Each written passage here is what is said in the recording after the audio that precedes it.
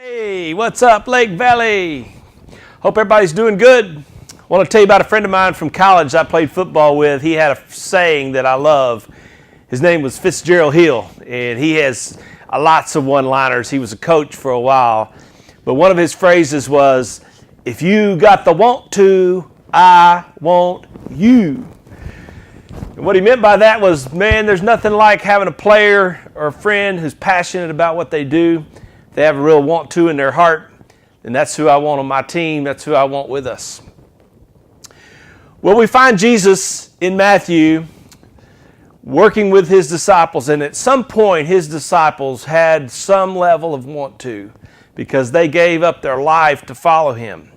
And yet we see also their want to fade away in the most critical times. But let me take a step back to Drew's sermon regarding the last few days of Christ and the Passover as he taught about this. And we're going to cover these questions for your home group. So the first question we ask is, what did Passover mean to Israel in Jesus' day? Drew did a good job of talking about how this is like a Thanksgiving or Christmas, but even more than that, you get that idea of a family gathering and a meal, but obviously this meal, the Passover, goes back to the Exodus, and it is the moment in which God freed Israel from slavery. And so it was the start of their revolution and their freedom as a people. And certainly it would have been something they did every year. It was a very elaborate meal. We know of it as a Seder meal, and there were lots of elements to it. Probably would last somewhere between an hour and a half to 2 hours, with all kinds of symbol and meaning and teaching that goes through this meal. If you've ever sat at one, it's a beautiful thing. It's a beautiful story.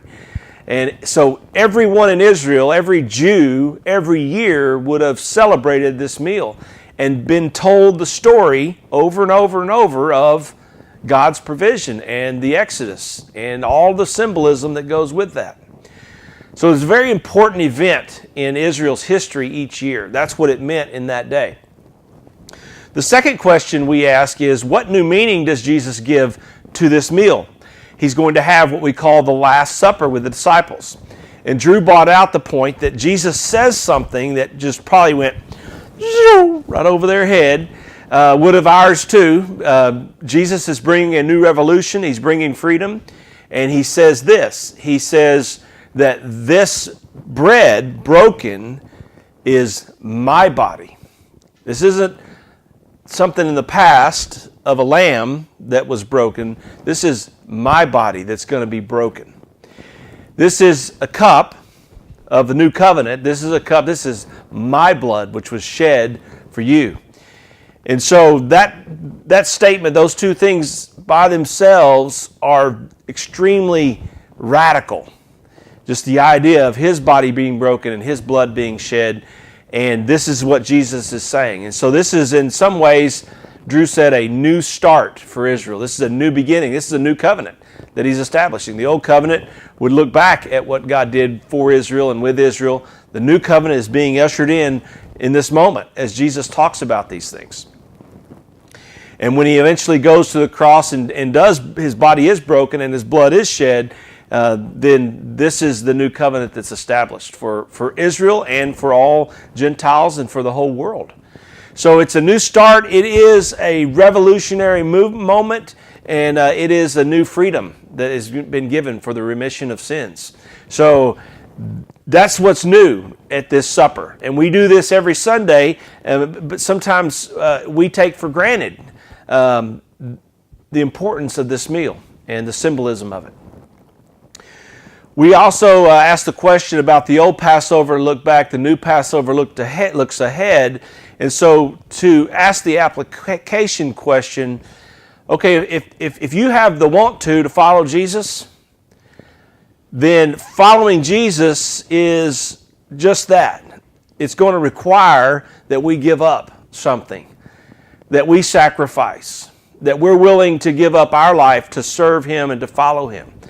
And that's not a new thing. That's not an easy thing. Drew commented about our own comfort and our own desires for entertainment and to enjoy life and how selfish we can be.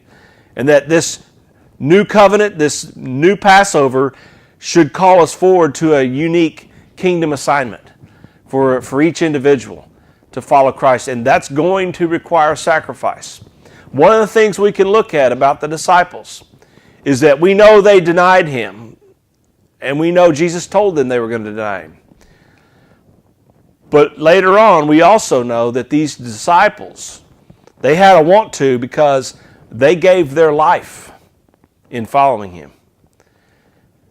That's a question you can ask, is what are you willing to give your life to?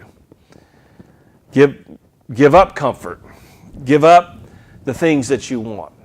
That's what Jesus is really challenging us with in following him. Well, March 18th, we preached another message about the disciples, and so we asked the question, why was the sacrificial death hard for his disciples? Well, I think because that's not what they expected in some ways. It's hard to think about them walking and living with him for 3 years and then it ending in his death. Certainly this idea of him being a king and him being having authority and him being able to do miraculous signs and miracles, it would only be natural for human nature to think that he was going to lead, not die. And so that in of itself is a hard concept to get your mind around. And then I think also, what does that mean for them? That's a hard reality. The second question we ask is, when Jesus tells them that they will all deny him, what did that do to them? And, Peter denies that. He says, I'll never. And immediately, so there's some naivety here on their own part about their own hearts. And certainly Peter's. And we see this with Peter denying him 3 times. And also we see something about our own hearts here, that maybe in one moment we have a want to follow. Maybe as long as things are a certain way, we're willing to follow. But when things get difficult, when things don't go my way, when my expectations aren't met, where am I then? Where's my heart then? So it'd be good to talk around that. Certainly one of the best examples of this story is Judas. And we know that Judas was a zealot. Judas was obviously trusted to some level because he was the treasurer of this group. And he followed Jesus with the disciples for 3 years. He sacrificed a lot of his life to follow Christ. And some scholars think, and I talked about this in my sermon, that Judas had an agenda. He had an expectation that Jesus was going to lead into this victory over Rome, their oppressors. And when he realized that was not going to happen, when he realized that Jesus was going to give his life, then all of a sudden, now he turned. And his heart was not going to follow Jesus. His heart was going to betray Jesus. So what does this tell us about the human heart? And we ask this next question: when life does not go as you've planned, how is your attitude affected? When life doesn't go as you've planned, that's the key phrase, how is your attitude affected? What does this tell us about our own followership?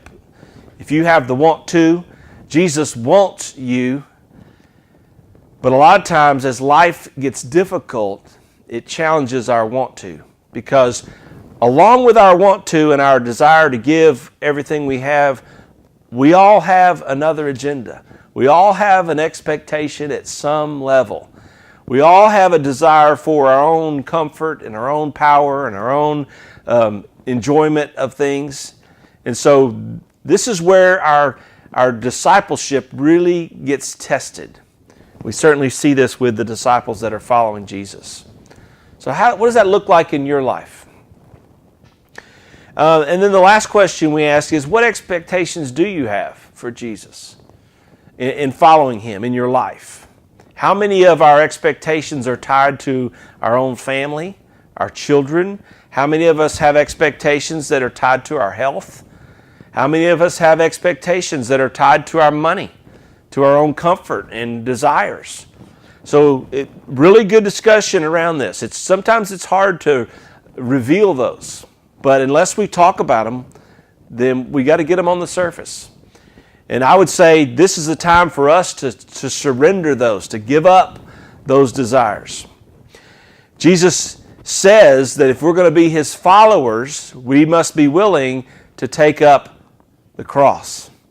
Taking up the cross is not a physical thing per se. It is more of an attitude and a heart desire to be willing to give up everything to follow Him, to take up our cross in our attitude, in our heart, in our mind, and to give Him every expectation that we have. In other words, if life doesn't go as we've planned, if life gets really difficult and we actually lose the things that we hoped we would have, where is our heart at this point? And how do we serve Christ in that way? This is where Jesus' disciples began to wrestle as they denied Him, and then ultimately 11 of them came back, and we hear the rest of their story, that they did sacrifice and give their life to this King of Kings and Lord of Lords. How about you? Thank you. Hope you have a great discussion. We love you.